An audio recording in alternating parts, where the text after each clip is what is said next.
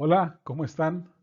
Qué gusto verles, qué gusto encontrarnos, por lo menos a través de este medio, una semana más. Damos gracias a Dios por sus cuidados durante todo este tiempo.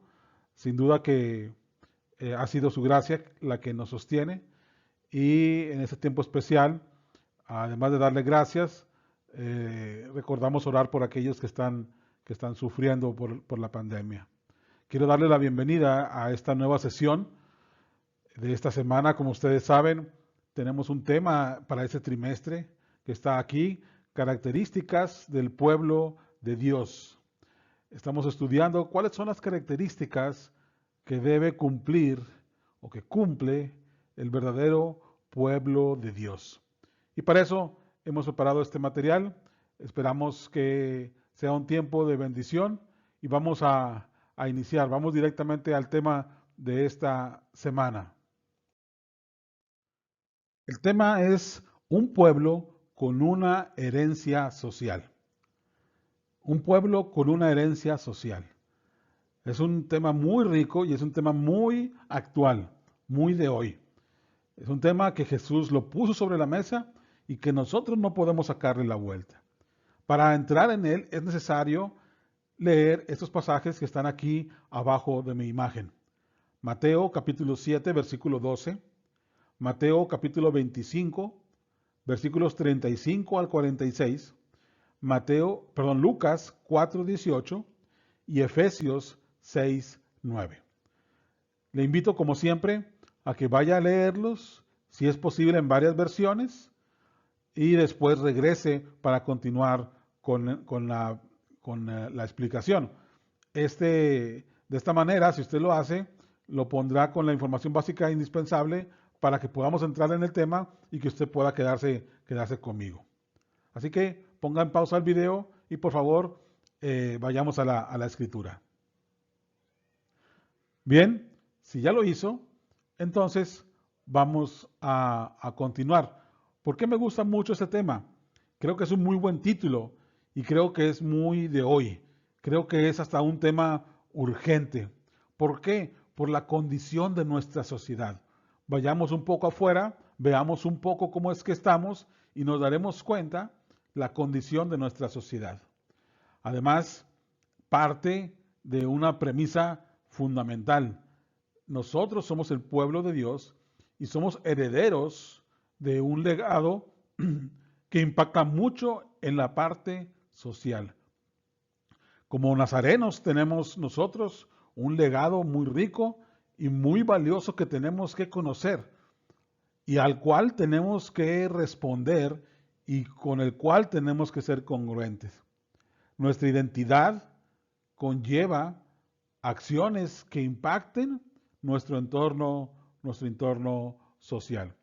Esta sesión pone en la mesa lo que Jesús ya hizo. Acabamos de leer los pasajes y lo que Jesús ya tocó en ellos, nosotros lo vamos a tomar en esta sesión de esta semana. Le invito a que se quede conmigo, a que lo veamos juntos, invertamos estos minutos. Sin duda será un tiempo que a usted y a mí nos será rico para saber qué cosas tenemos que atender en el futuro inmediato, desde el día de hoy, desde el día de mañana. Vamos a continuar. Me gusta esto primero para iniciar. ¿Cómo está nuestra sociedad? Es una, Hay una realidad afuera. Puse estas imágenes porque tiene mucho que ver como representante, como muestra de la sociedad en la que vivimos. Una mirada a nuestro alrededor es suficiente para darnos cuenta de la inmensa desigualdad social en la que vivimos. Es una enfermedad que se manifiesta de muy diversas formas, tanto en el trato con los niños, en el trato con los pobres, en el trato a la mujer, en el trato a los ancianos, en el trato a las minorías, en el trato a las personas que piensan diferente a los demás. ¿Cómo es nuestra sociedad con cada uno de ellos? La pobreza es un mal tremendo que aqueja a todo el mundo, a todos los países, pero enfocándonos en nuestro contexto, sin duda que a nuestra nación le duele mucho la pobreza que hay a nuestro alrededor. ¿A dónde puede uno voltear en México para evitar la pobreza? No hay un lugar, no hay un estado, no hay una ciudad que se salve de este mal, de este flagelo, de este dolor. Y abarca, como ya lo dije, a muchos grupos de nuestra sociedad. Ah, el racismo, y aquí está la otra imagen, este racismo, la intolerancia, el abuso, la injusticia, también es algo que nos rodea. El video de la muerte de este hombre que estamos viendo aquí, a manos de un grupo, así literalmente, si usted no lo ha visto, bueno, es bastante dramático, bastante terrible lo que le pasó a este hombre llamado George Floyd. Fue tremendo. Y un grupo de policías lo sometió y lo mantuvo ahí por mucho tiempo, a pesar de que este hombre se quejaba. Y esta frase que él dice, I can breathe, es decir, no puedo respirar, no puedo respirar. Es muy significativa la frase que se ha utilizado ahora para muchos movimientos en los Estados Unidos y alrededor del mundo. Pero veamos esta realidad. Duele, duele que estemos en estas condiciones y es difícil respirar. Es difícil respirar cuando somos conscientes de cómo nuestra sociedad está tan corrompida, está tan enferma, está en un estado de putrefacción tan avanzado y realmente esta frase uno la puede entender. Es difícil respirar ante esta opresión que nuestra sociedad está viviendo. Es elocuente esta frase. Usted, hermano, ¿puede respirar en estas condiciones? Al mirar estas condiciones cerca de su casa, ¿es posible respirar con tranquilidad? Creo que no. La realidad social y su conveniencia política e ideológica. Mire esta foto, hermano. Mire esta foto. Mire cómo es una manifestación donde en teoría están levantando la voz contra violencia contra las mujeres. Pero a la vez, en los mismos símbolos que ellos manejan, encontramos el apoyo a el aborto. Qué incongruencia tan grande, ¿no le parece? Qué absurdo, qué ridículo. Por un lado, ni una mujer menos, pero son capaces de apoyar el asesinato de niñas que aún no nacen. Esta fotografía nos indica esto, hermano, justamente. Hay una carga ideológica, política, muy grande en estos tipos de movimientos, con el apoyo a las mujeres, con el apoyo a los adultos, a las niñas, a los pobres, o cuando hablamos sobre el racismo, de muchas maneras la gente, los grupos, tratan de llevar agua a su molino y contaminan una demanda que puede ser muy justa, que de hecho lo es. Las mujeres sufren violencia, no hay duda, ni una. Pero esto que sucede, hermano, es una muestra del caos que se vive, porque tanto organizaciones gubernamentales o organizaciones no gubernamentales, instituciones religiosas, partidos políticos, movimientos sociales, participan y enredan todo. Hacen un caos tan terrible que después la gente deja de lado a la víctima y no se hace nada en favor de ellos porque se contamina políticamente e ideológicamente cualquier reclamo. No podemos parar nosotros porque haya este tipo de señalamientos. Tenemos que entender que cuando hay injusticia hay que alzar la voz y que cuando hay necesidad y personas sufriendo hay que acercarse y que hay que ayudar y hay que ofrecer y extender la mano. Este es uno de los peores males. No podemos ser ingenuos y tenemos que mirar las cosas como son, pero también tenemos que ser sabios para quitarnos de eso y que eso no impida en nosotros el extendernos, el ayudar al necesitado, a aquel que realmente está sufriendo.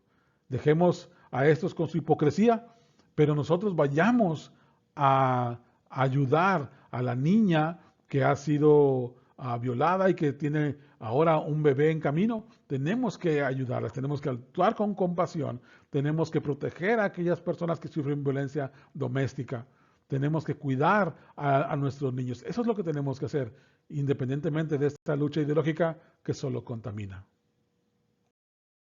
Ahora, esta otra imagen.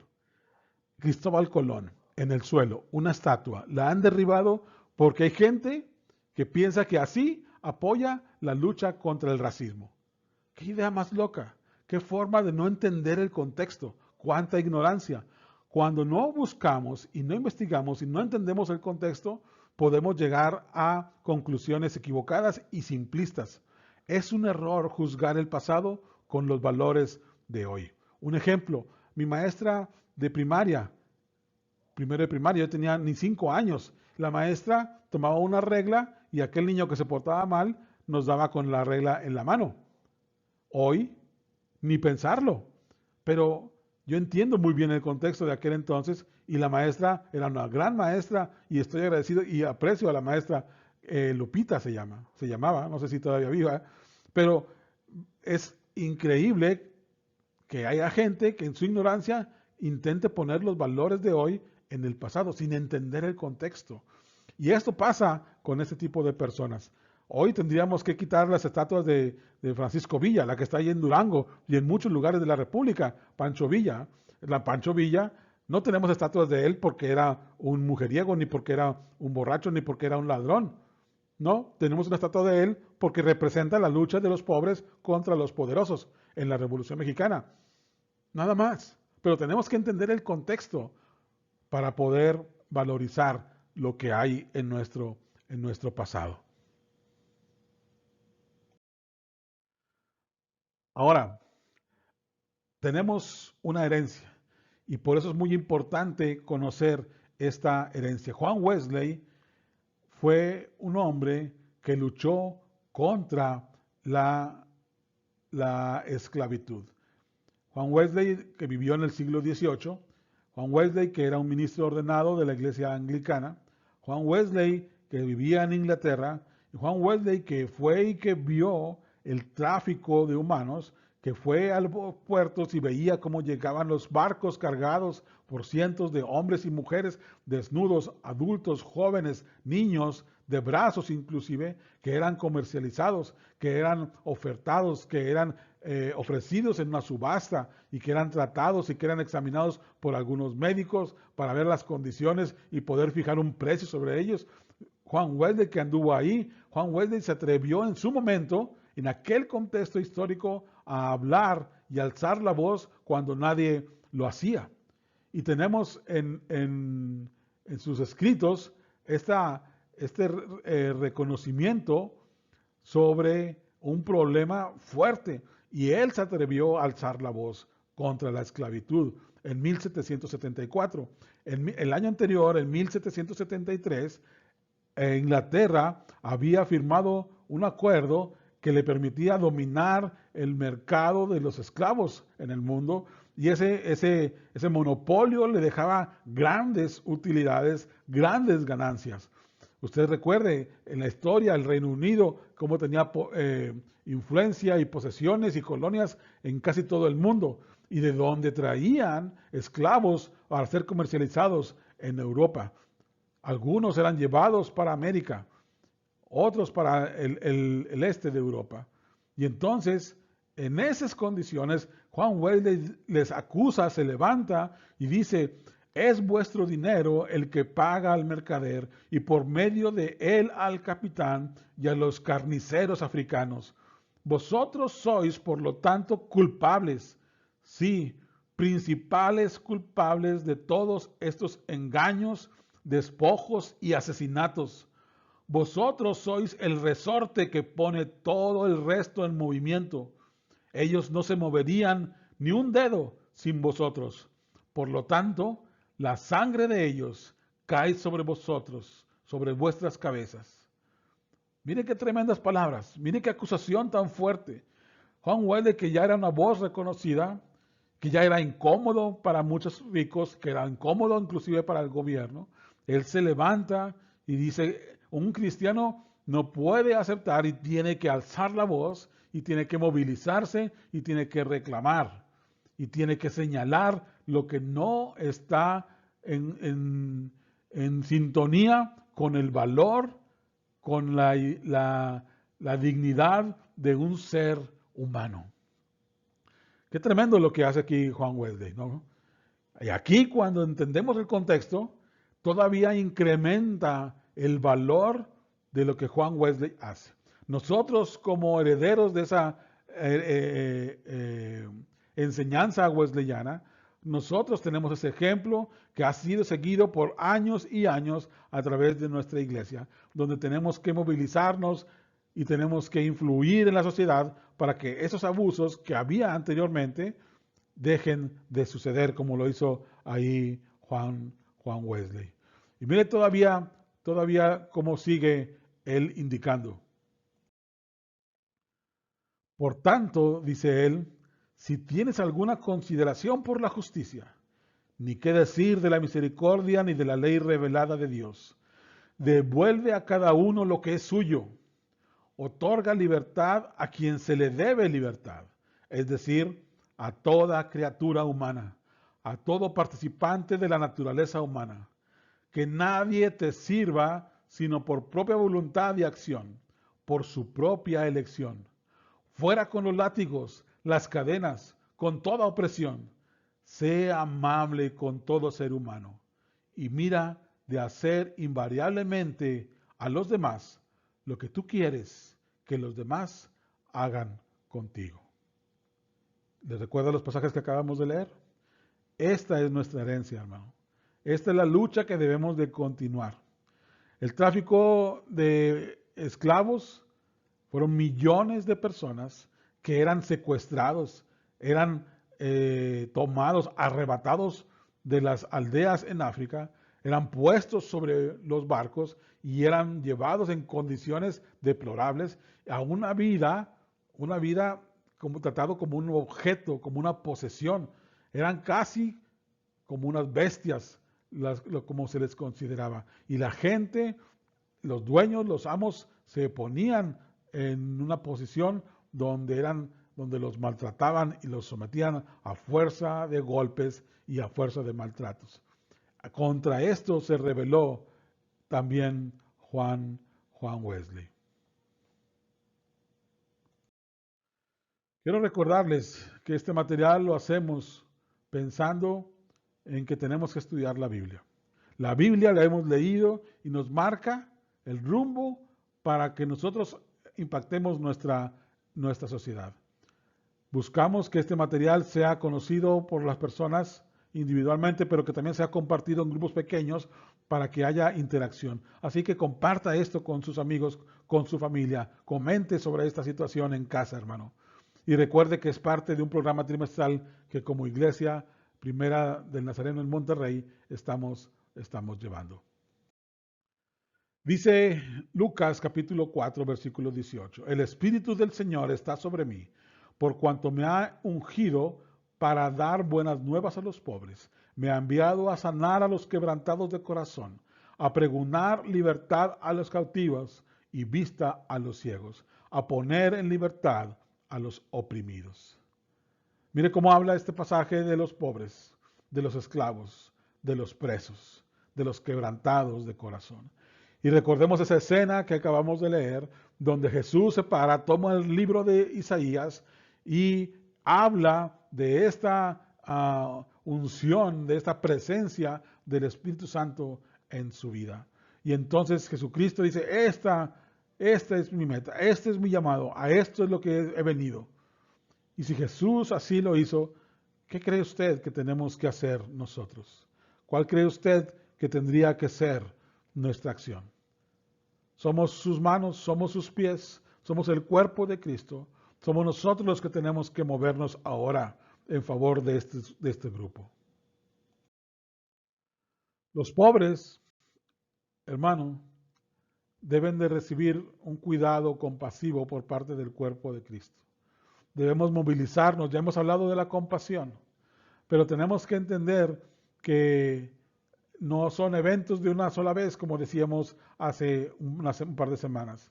sino que la iglesia como forma de vida debe de enfocarse en cuidar a los demás. ¿Cómo los vemos? ¿Cómo ve usted a los pobres? ¿Qué hace usted cuando los encuentra? ¿Qué hace usted con los que conoce y los que están cerca de usted? Hay quienes los ven como un botín. Y por eso puse este título. Porque mientras la iglesia debe de tratarlos con cuidado, con amor, con compasión, hay otros grupos que los ven como un botín, como un objeto del cual sacar un beneficio, como un grupo de donde obtener una utilidad. Dice Mateo capítulo 25, versículo 46. De cierto os digo, que en cuanto no lo hicisteis a uno de estos más pequeños, tampoco a mí lo hiciste. Así lo dice Jesús. Tenemos que tratarlos a ellos como trataríamos a nuestro Señor Jesús. Y mientras el mundo los ve como un objeto, como algo de donde sacar provecho, cuando los partidos políticos se acercan solamente en ciertas épocas próximas a las elecciones, cuando algún movimiento social los quiere utilizar para apoyar alguna causa de su conveniencia, cuando a veces la misma delincuencia busca dónde reclutar personas, ahí entonces van a ellos. Pero nosotros tenemos que ver a Jesucristo en ellos y tenemos que movilizarnos como iglesia. ¿Y qué decimos de la esclavitud? A veces pensamos que la esclavitud es cosa del pasado, que los negros, que los esclavos de África que vinieron, eso ya pasó. Y se nos olvida que hoy en día también existe la esclavitud moderna. Dice Efesios capítulo 6, versículo 9. Vosotros, amos, haced con ellos lo mismo, dejando las amenazas. Mire cómo el apóstol Pablo, hace 2000 años, y otra vez vayamos al contexto. La esclavitud es una práctica que tiene más de 2000 años, más de 4000 años. Bueno, hace 2000 años, cuando en forma de vida, cuando era normal, la compra y venta, la posesión de esclavos, Pablo alza su voz y dice a los amos, haced con ellos lo mismo, dejando las amenazas. Y mire esta frase, sabiendo que el Señor de ellos y vuestro está en los cielos y que para Él, para nuestro Señor, no hay acepción de personas. No hay diferencia, porque ya no hay diferencia entre judío y griego, entre hombre y entre mujer, entre libre y esclavo. Mire qué palabras del Evangelio. Pablo lo entiende y Pablo se compromete y Pablo anuncia y expone y exige a los amos un trato diferente y digno aún para los esclavos. Si viéramos la carta de Filemón, entenderíamos cuál es el pensamiento de Pablo acerca de los esclavos y entender lo que es el verdadero servicio y cómo el amor de Cristo tiene que reinar aún por encima de las corrientes y de las formas de vida de cada época. Pero hoy en día todavía hay esclavitud y hoy en día hay movimientos grupos, hay empresas, hay países, hay personas que se aprovechan de esta situación, de gente vulnerable, de gente en necesidad. Hay personas que comercializan mujeres, tratantes de hombres y de mujeres. Hay personas, grupos empresariales que buscan mano de obra barata, que contratan a las personas y las mantienen, se aprovechan o de su condición física, de su aislamiento, de su condición migratoria, o a veces que están huyendo de algún país y llegan a otro lugar y son acaparados, son presas y los mandan y los hacinan y de ahí los ponen a trabajar.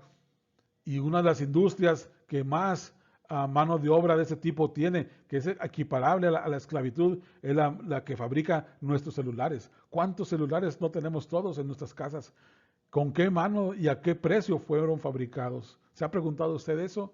Las computadoras, esos equipos por los cuales nos estamos comunicando usted y yo, probablemente tengan pequeñas partes en su interior que fueron hechas por compañías que pusieron sus fábricas, sus plantas en India, en el Oriente o en Latinoamérica.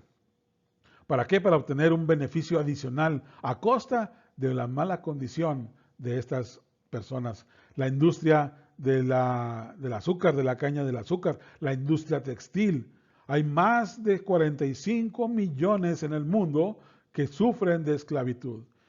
Cuando estaba en Brasil, notaba yo en el periódico los reportajes que salían y que descubrían gente, personas de Bolivia que iban a Brasil sin documentos y en Brasil eran tomados casi como esclavos por personas que tenían pequeñas empresas, pequeños talleres y ahí los asignaban y vivían todos en un bodegón y ahí los metían a todos y les pagaban un salario mínimo.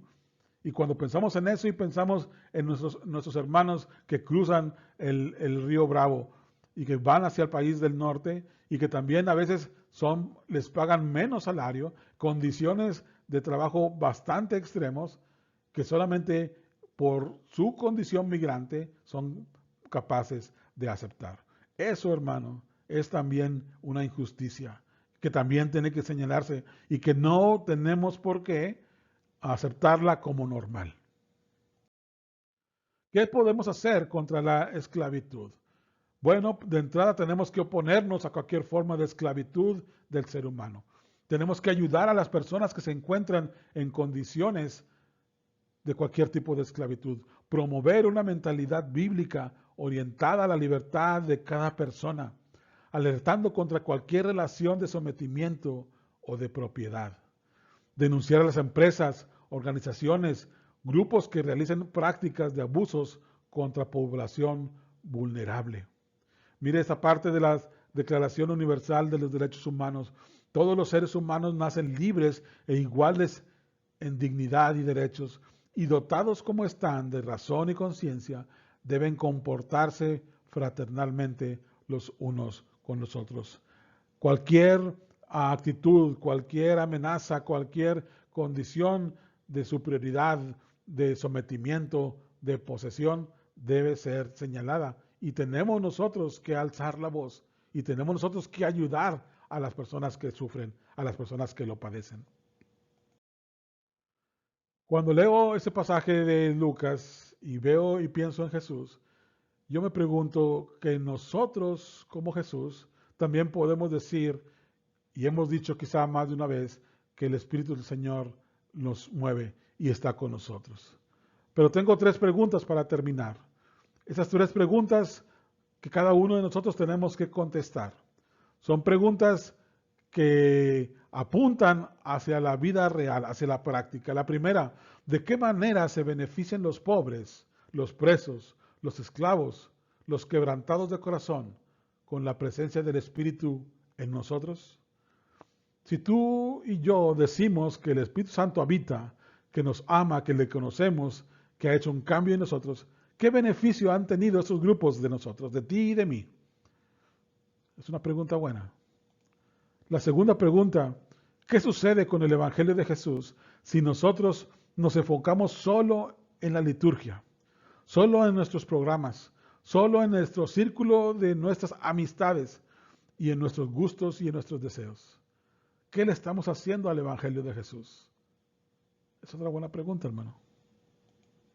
Y esa tercera, ¿qué pasos debemos dar para afectar de forma significativa nuestro entorno de desigualdad social? Quiero dejarles eso en su mente, porque tenemos que ser congruentes con el Evangelio que predicamos. Y si decimos que el Señor está con nosotros y que su Espíritu nos mueve y nos guía, no podemos dejar de lado el entorno social, porque entonces somos incongruentes, porque entonces solamente decimos, pero no hacemos. Tiene que notarse en nuestro entorno social que nosotros somos un pueblo que es guiado por el Espíritu Santo de Dios. Bueno, hermanos, gracias por su atención. Es un tema difícil. El tiempo no es suficiente. Por eso le invito nuevamente a que comparta y comente con sus amigos, con su familia. El tema es pesado y ojalá pueda usted dejar aquí un comentario. Si tiene alguna duda, si quiere comentarlo de alguna otra manera o si quiere usted algún complemento, póngalo y vamos a tratar de discutirlo, porque el tema es por demás importante. ¿Realmente somos un pueblo de Dios? Tenemos que cumplir afectando nuestro entorno social, porque así nos lo enseñó el Maestro. Gracias, hermanos, nuevamente espero que el Señor les bendiga, que Dios sea con cada uno de ustedes. Sigamos nos cuidando, sigamos teniendo precauciones. Esperamos vernos bien y vernos pronto. Gracias, hermanos.